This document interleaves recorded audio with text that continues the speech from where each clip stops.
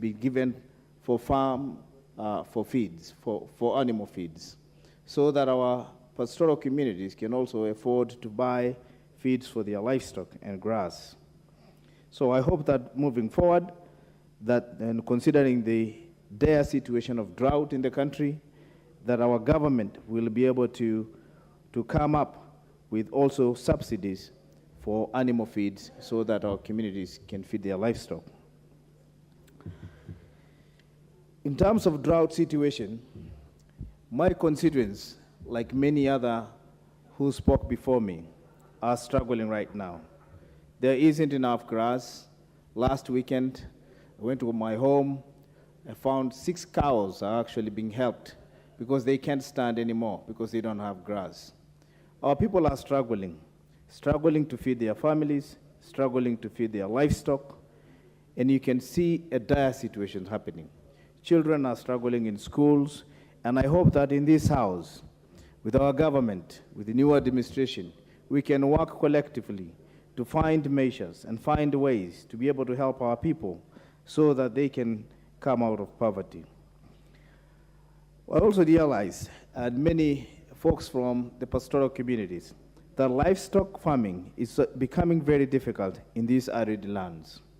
It is my hope that our government, together with our National Assembly here, will be able to come up with ways for how to mitigate with the drought. Because having our people depending on relief food every year is not sustainable right now. I also wished to have seen the President talking about environmental conservation and habitat conservation, because we need to restore our environments, grow more trees, and find ways we can cope with the climate. With that few remarks, because I see my time is up, I'm grateful for the opportunity, and we look forward for days again to find ways to.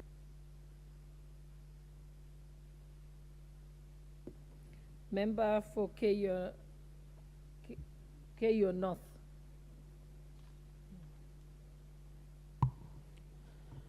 Thank you very much, Madam Speaker.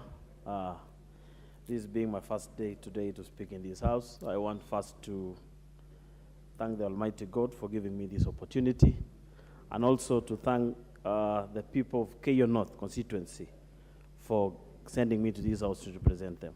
People from Kapchemuto Ward, Mutei, people from Sergoit, across the constituency. I want to tell them that I'm here as their voice. Madam Speaker, I wish also to assure my people that I will represent them diligently and working with all state agencies and ensure that electricity supply goes to all parts of our constituency. Madam Speaker, we have projects in my constituency like Amarin Stadium, which has not been completed because of challenges here and there during the last regime. But under this government, I'm sure that we are going to complete it. Madam Speaker, I don't want to forget my mentor, the Honorable Senator Kipchumba Murkomen, whom I worked under him for 10 years as his personal assistant. I want to tell him thank you very much, wherever he is, for mentoring me to this level that I represent the people of my constituency. To conclude on that is to thank my family and my campaign team, and in a special way, my father, Mr. Yusuf Kaitany, who unsuccessfully ran 3 times to represent this, our people. But now I thank God that he is alive and he's seeing me here representing the people that he would wish he wanted to represent. I say thank you. Madam Speaker, on this motion, I want to say that drought has really affected many people, especially in many parts of our country, especially in Kerio Valley. And Madam Speaker, first we need to look at the effects of this drought. Children are no longer going to school because they are concentrating to look for something to eat. Education has also gone down because of that thing, Madam Speaker. Madam Speaker, we have seen deaths, both in human and livestock, Madam Speaker.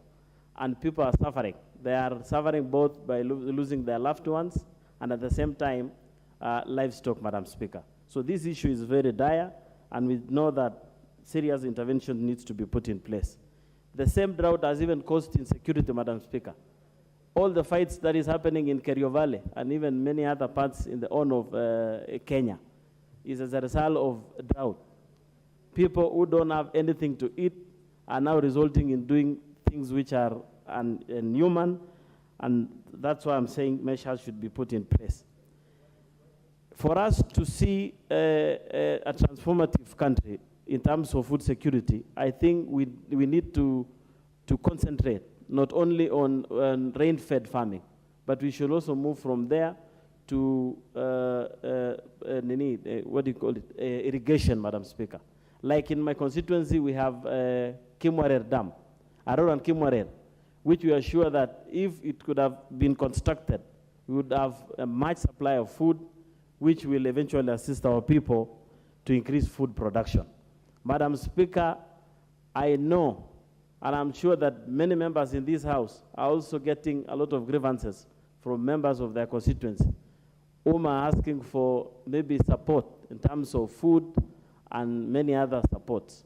Madam Speaker, going forward, I wish this House will consider putting some good budget so that our farmers can be motivated to increase production. Because if a farmer can get good money at the end of selling his or her produce, that will motivate them to increase production, and in the long run, we will not be facing challenges like what you are facing today. Madam Speaker, I am so happy, I am excited, and I don't want to spend my time. I am happy because at least my people have heard me speak for the first time. Thank you very much.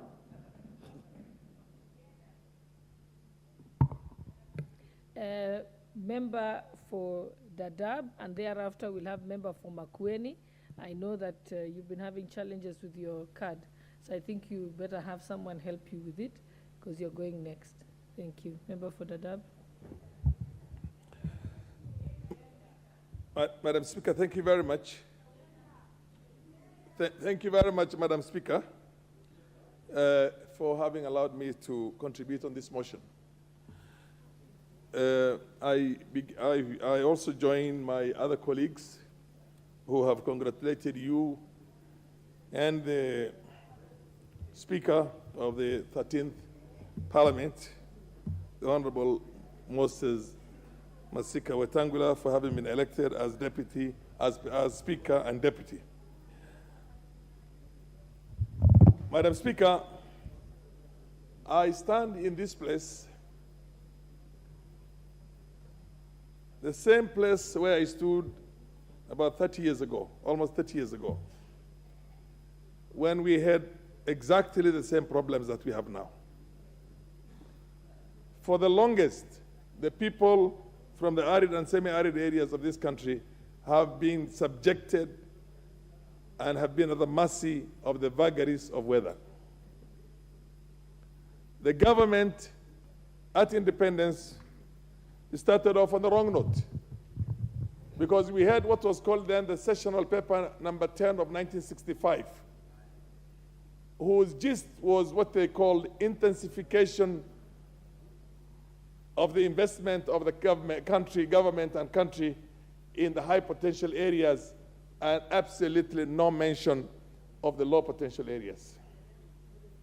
The gist of that sessional paper was that the government ended up spending on investing nothing in those areas to try and promote the kind of agriculture or the mainstay of the lives of those people. Madam Speaker, we are going through the same cycle 30 plus years, 60 years, almost 60 years, 1965 and today is 58 years. Madam Speaker, I have personally had the pleasure